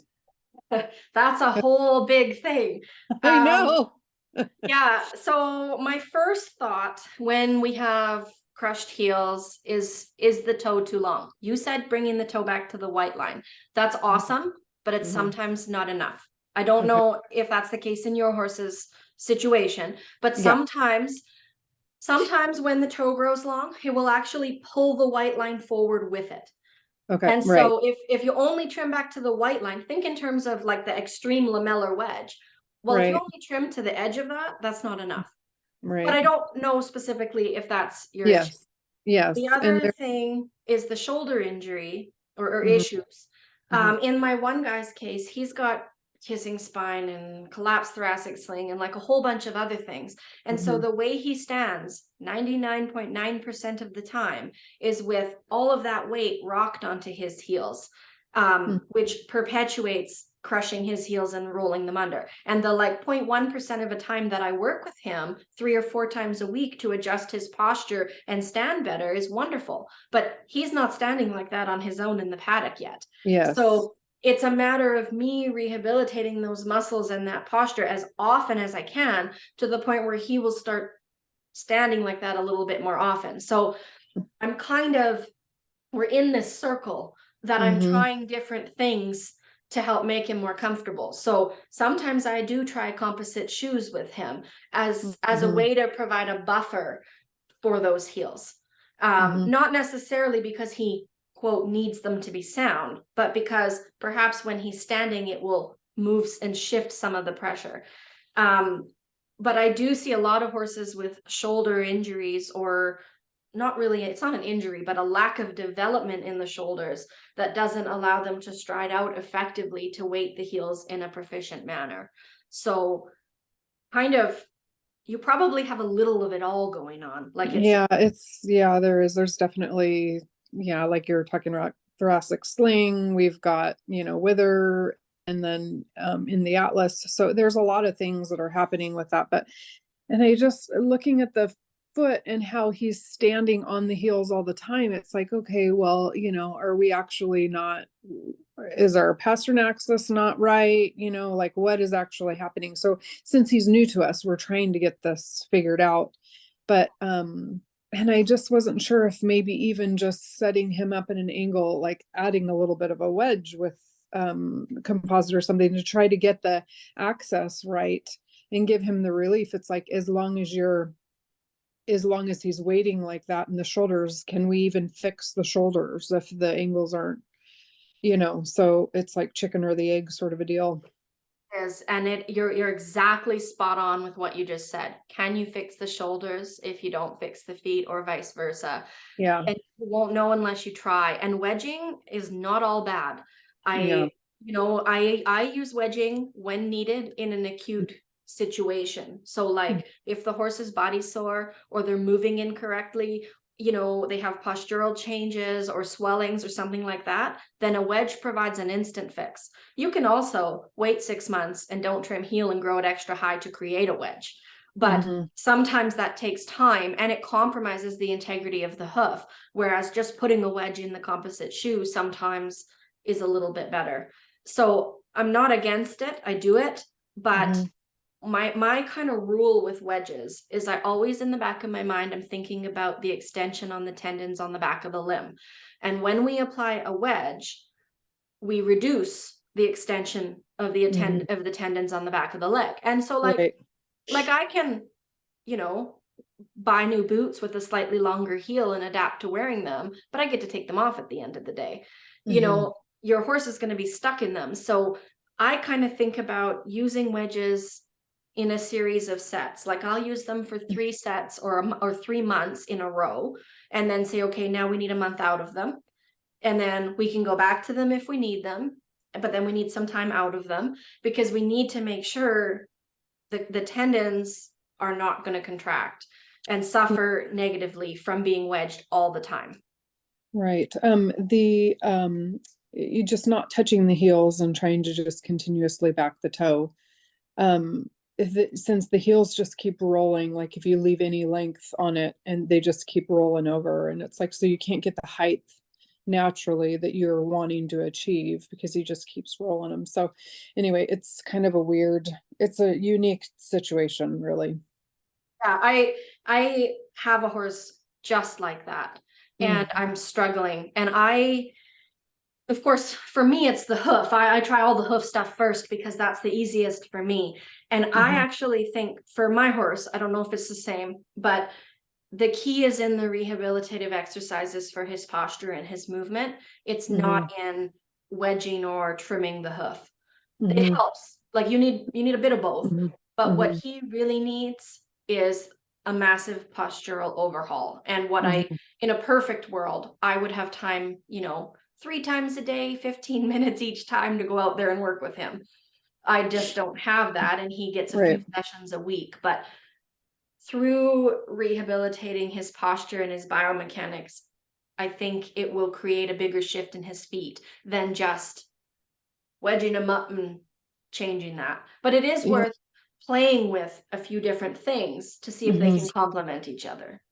Yeah, and so I'm glad, it's nice to have you mirror that, because that's kind of the road we've been heading down, trying to do, it's been massage backed after that a couple of days with chiropractic, and then working on, so just trying to hit that. That's kind of my gut feeling. And just, it's not ignoring the feet, because that's not it. They're walking on them every day, but just trying to, anyway, yeah. So thanks for the suggestions on that. That's great. That's all I can really say. I know the last year I've been studying the balance through movement method and body work, and Celeste Leilani. Yeah, there's lots of great stuff there that I've kind of learned. Like I'm not discrediting that at all. It's wonderful. It's so much info. But some of it I already knew, I just didn't know I knew it. Like, in some trainers that I've followed, we always talked about dynamic balance and inside leg to outside shoulder and the balance in the thoracic sling. I just didn't have the right words to call it that. And so I'm finding now, in being so particular with how I move the horses, even on the ground or ride them, I can actually open up, I don't want to say muscles, but like open up the mobility of a limb more than I ever could have before, just by being more aware of it. And through that, like for my horse, this one guy I've been talking about, as I extend the outside shoulder out and open and actually have him abduct those pectoral muscles out, he tends to go from crushing the heels to actually loading the hoof a little more evenly. but only just in that one moment of the exercise. Mhm. You know, and so the more I can practice that, and instead of lunging him and letting him run around leaning in, you know, crushing the heel and not loading himself properly, actually slowing it right down and being like, no, get your weight over there and move that limb properly. And like, that's what I mean by the little exercises I'm doing 3 or 4 times a week. It's not enough, but I found it particularly helpful, and I do think it's providing a positive change to the hoof. It's just not as fast as I would like it to be. Sure. Right. Thank you. Yeah. What else do we have here? I think you said you will do a video of putting on the shoes and the packing. Yeah, in the group, in the virtual classroom group in February, I want to do a couple of the how-to videos for of the glue-on shoes. Not like it's not really going to be like a step-by-step process, but it kind of will be. It'll be like how to trim the hoof, set up the shoe, and put it on. So you will see a bit of that, Julie. When you rasp dorsal wall, flare off, and in doing so place them more on their sole, are they more susceptible to stone sole bruising? Well, yeah, sort of. If they already had thin soles, then they're susceptible to that anyway. So it absolutely could make it worse. But I think we need to change our mindset of not loading the sole in the beginning. Like, everybody thinks about, oh my gosh, the sole's going to get bruised because it's bearing the brunt of the weight. But in a healthy hoof, the sole at the toe, like even when I come in and bevel the hoof wall, is bearing all the weight. It's just thick and concave and healthy, so it can handle that. I actually don't see stone bruising very often. Very rarely, and almost never on perfectly healthy hooves. It's usually on the foundered or flat-soled ones that have the sole bruising, you know, already to some degree. So that's kind of one of those slippery slopes. If we leave the hoof wall there to provide lift, then we perpetuate the disconnect and we'll never fix the problem. But does it provide less risk for stone bruising or sole bruising? Probably, but it doesn't fix the problem. So it's not very productive. Whereas if we remove the leverage and bring that breakover back, yes, we are providing more risk for impact in that sole and bruising, but in theory, we should be growing in a healthy connection to the wall higher up, which will lift the coffin bone, create concavity, and allow the sole to thicken so it's not an issue. So I think that's more important. But where I sacrifice it sometimes is by leaving heels and quarters a little bit high on those really flat-soled thin horses, even though I'm compromising, you know, the digital cushion and its ability to absorb the impact and essentially wedging the hoof by leaving the heel. I am providing a little bit of artificial concavity to protect that flat sole until we grow everything else in and concavity starts to happen naturally, so then I can stop doing that. But I much prefer to not have to leave the extra heel and quarter and just use a composite shoe for artificial concavity. But it, again, it's a trade-off of one for the other. I hope. Does that answer your question, Lindsay? Yeah, and the reason I was asking is I trimmed my daughter's horse, and she's out in Clearwater with Chico. And so I'm only out there every 6 to 8 weeks. And last time I didn't get to trimming her because I just ran out of time. So she had gone super long without a trim, like probably 12 weeks or more. And so I took her toe right back to set it up for healthy growth. And she, like 2 days later, she was a little bit sore. And then like 3 to 4 days later, she like wasn't putting any weight on that foot in one of her front feet. And so it was like, did I do that to her? Oh, yeah, probably, but it probably wasn't your trim, it was your trim schedule. Yes. And, you know, right, sometimes you can only do what you can do. And so it's not ideal, but that kind of thing can happen for 2 reasons. We were just talking about this in the virtual classroom. Selena has a bunch of horses and she had trouble with the trimming schedule because she's way up in the north. It's freezing cold and you know, I wouldn't be out there trimming either. But then she trimmed all her horses who were really, really long and they all got really sore. Not because her trim was wrong, but because when the hoof capsule grows 12 weeks long, there's enough material that inhibits the ability to flex and expand.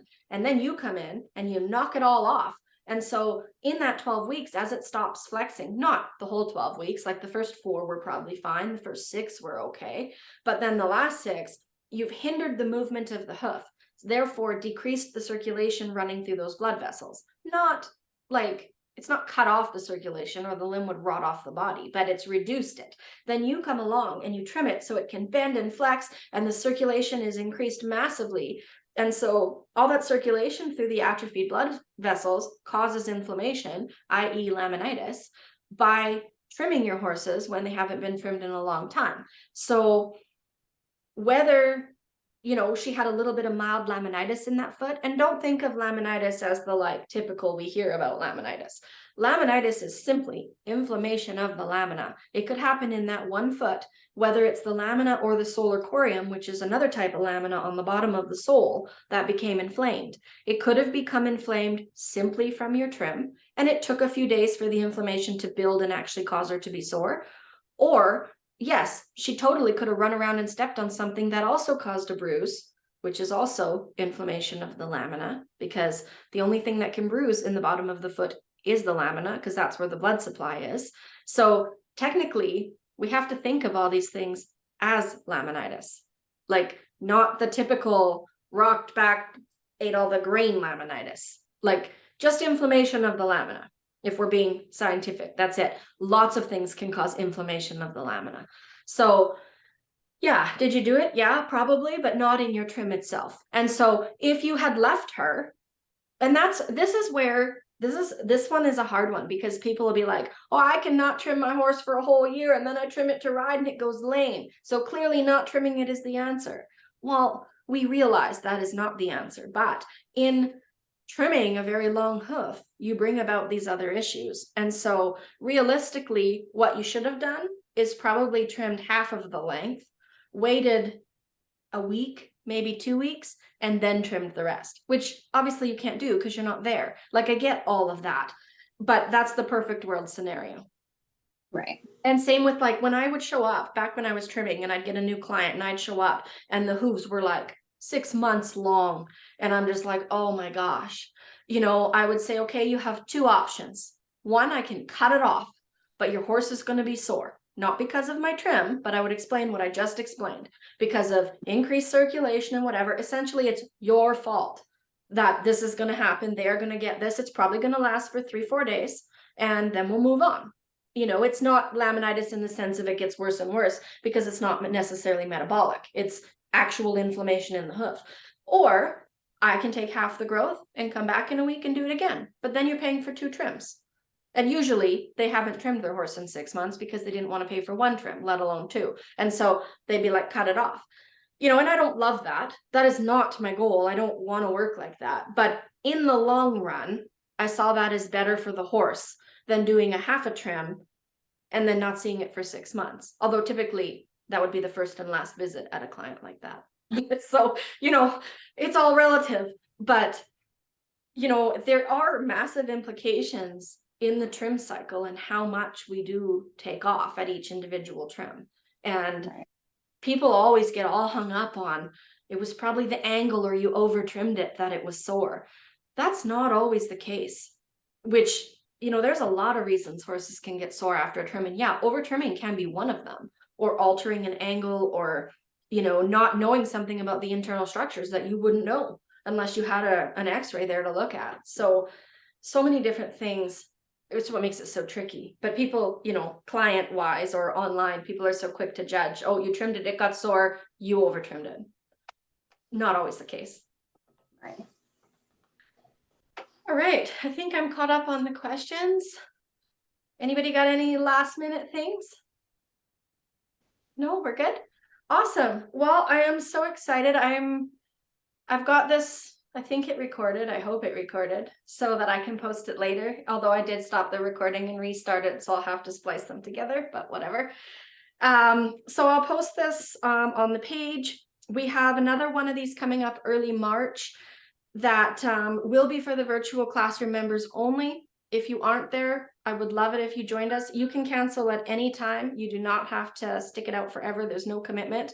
If you don't want to join us, that's okay too. I still appreciate that you were here. I'm still available via consults and the website and all of that. And I still will be posting on the public Facebook page. I really wanted to look for a new way this year to be more interactive with all of these people I'm coaching online. If anything, you know, from me, the results of COVID and the shutdown has developed this online community of people that I have been helping. And it's great, but it's really hard to keep up with everybody separately. I need everybody in one spot. And I'm hoping that's going to be at least mostly the virtual classroom. So that's my goal, but I still will be posting some stuff on the public page. Yeah, so all of that info is on there, and I'll post this as soon as I figure out how to do so. Thank you all for joining me, and if you have any questions after the fact, find the Facebook page for my business and ask the questions under the video, and I will get back to you. All right. Yeah. Thanks, everybody.